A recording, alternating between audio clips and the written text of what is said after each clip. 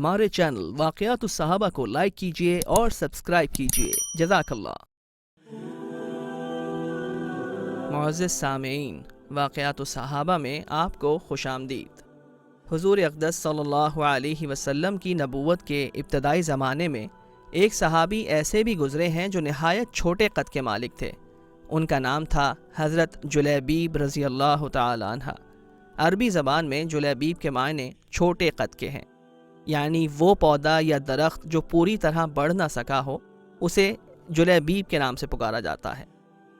وہ ایک آزاد انسان تھے، یعنی کسی کے غلام نہیں تھے، لیکن مکہ مکرمہ میں کوئی نہیں جانتا تھا کہ آپ کے والدین کون ہیں یا آپ کا تعلق کس قبیلے سے ہے۔ عربوں میں اس بات کی بہت اہمیت ہوتی تھی کہ آپ کا تعلق کس قبیلے سے ہے، یا آپ کے والد کتنے بڑے آدمی تھے، یا آپ کے پاس کتنی دولت ہے، اور انہی چیزوں کی بنیاد پر انسان کو عزت دی جاتی تھی۔ چونکہ حضرت جلیبیب رضی اللہ تعالی عنہ کے پاس ان تمام چیزوں میں سے کچھ بھی نہیں تھا، لہٰذا آپ کو کسی بھی قسم کا کوئی مقام یا مرتبہ حاصل نہیں تھا۔ آپ جہاں بھی جاتے آپ کو دھتکار دیا جاتا، آپ کی بات کو کوئی اہمیت نہیں دی جاتی تھی۔ اسی وجہ سے آپ کی شادی بھی نہیں ہوتی تھی، کیونکہ کوئی بھی شخص آپ کو اپنی بیٹی دینے کو تیار نہیں تھا۔ حضرت جلیبیب اس بات کی وجہ سے بہت پریشان رہتے تھے۔ ایک دن بہت دل برداشتہ ہو کر رسول خدا صلی اللہ علیہ وسلم سے کہا کہ یا رسول اللہ صلی اللہ علیہ وسلم، مجھے نہیں لگتا کہ اب مجھے اس دنیا میں کوئی لڑکی ملے گی۔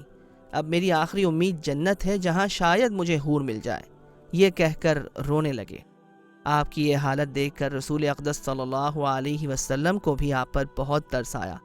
آپ نے کہا کہ نہیں جلیبیب، تمہیں اس دنیا میں لڑکی ضرور ملے گی، اور آخرت میں بھی اپنے صبر کا خوب اجر پاؤ گے۔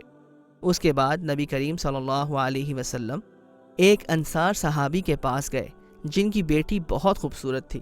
وہ لڑکی اس قدر خوبصورت تھی کہ پورے مدینے میں اس سے خوبصورت کوئی لڑکی نہیں تھی۔ آپ نے اس انصار صحابی سے کہا کہ میں تمہاری بیٹی کا رشتہ مانگنے آیا ہوں۔ وہ انصار صحابی خوشی سے جھوم اٹھے۔ وہ سمجھے کہ رسول خدا صلی اللہ علیہ وسلم میری بیٹی سے شادی کرنا چاہتے ہیں، تو انہوں نے کہا کہ یا رسول اللہ صلی اللہ علیہ وسلم، میرے اور میری بیٹی کے لیے اس سے زیادہ خوشی کی اور کیا بات ہو سکتی ہے؟ تو آپ صلی اللہ علیہ وسلم نے جواب دیا کہ نہیں، میں اپنے لیے نہیں بلکہ جلیبیب کے لیے تمہاری بیٹی کا ہاتھ مانگنے آیا ہوں۔ یہ سن کر صحابی دنگ رہ گئے۔ پھر نبی کریم صلی اللہ علیہ وسلم سے کہا کہ یا رسول اللہ صلی اللہ علیہ وسلم، جلیبیب کے آگے پیچھے کوئی نہیں، نہ ہی وہ مالدار ہے اور نہ ہی کسی عزت دار قبیلے سے اس کا کوئی تعلق ہے۔ میں بھلا اپنی بیٹی کی شادی اس انسان سے کیسے کر سکتا ہوں؟ حضور اقدس صلی اللہ علیہ وسلم نے جواب دیا کہ تم مجھے اس کا ولی سمجھو، اس کی طرف سے میں بڑا بن کر تمہاری بیٹی کا ہاتھ مانگتا ہوں۔ یہ سن کر وہ انصار صحابی چپ رہے اور پھر اپنی بیوی کو ساری بات بتائی۔ ان کی بیوی نے کہا، کیا جلیبیب؟ نہیں، ہرگز نہیں۔ تم اپنی بیٹی کی شادی اس شخص سے کرنا چاہتے ہو جس کے پاس کچھ نہیں۔ تم جانتے ہو کہ ہم اپنی بیٹی کے لیے بڑے بڑے سرداروں کے رشتے ٹھکرا چکے ہیں۔ پھر وہ عورت روتی ہوئی اپنی بیٹی کے پاس گئی اور ساری بات اپنی بیٹی کو بتائی، تو بیٹی نے کہا کہ امی جان، ہمارے لیے اس سے بڑے فخر کی اور کیا بات ہوگی کہ رسول خدا صلی اللہ علیہ وسلم خود چل کر ہمارے گھر آئے اور میرا رشتہ مانگا۔ آپ لوگ رسول خدا صلی اللہ علیہ وسلم سے کہہ دیجئے کہ مجھے اس رشتے سے کوئی اعتراض نہیں، وہ میرا نکاح جلیبیب کے ساتھ پڑھا دیں۔ بیٹی کا یہ جواب سن کر ماں باپ بہت خوش ہوئے۔ انہوں نے رسول خدا صلی اللہ علیہ وسلم کو حامی بھر دی کہ وہ ان کی بیٹی کا نکاح جلیبیب رضی اللہ تعالی عنہ سے پڑھا دیں۔ سبحان اللہ، حضرت جلیبیب رضی اللہ تعالی عنہ کی اس حسین لڑکی سے شادی ہوئی جس کے لیے بڑے بڑے عرب کے سردار اور مالدار لوگ خواہش رکھتے تھے۔ حضرت جلیبیب رضی اللہ تعالی عنہ بہت خوش تھے۔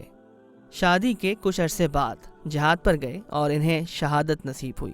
میدان جنگ میں آپ کے ارد گرد ان 7 کفار کی لاشیں بھی موجود تھیں جنہیں آپ نے جہنم واصل کیا تھا۔ رسول خدا صلی اللہ علیہ وسلم نے آپ کی لاش کو اٹھا کر کہا کہ اے اللہ، یہ مجھ سے ہے اور میں اس سے ہوں، اور یہ بات آپ نے 3 بار آواز بلند کہی۔ تو میرے بھائیوں، دوستوں اور بزرگوں، اللہ رب العالمین ہمیں بھی حضرت جلیبیب رضی اللہ تعالی عنہ جیسا صبر اور ویسا ہی اجر عطا فرمائے، اور میرے اس واقعے کو بیان کرنے میں کسی بھی قسم کی کمی و بیشی کو معاف فرمائے، آمین۔ آپ تمام حضرات سے گزارش ہے کہ ہمارے چینل واقعات الصحابہ کو سبسکرائب کیجئے، اس کو لائک کیجئے اور زیادہ سے زیادہ اپنے دوستوں میں اس چینل کو شیئر کیجئے تاکہ زیادہ سے زیادہ لوگوں تک دین کی بات پہنچ سکے۔ جزاک اللہ۔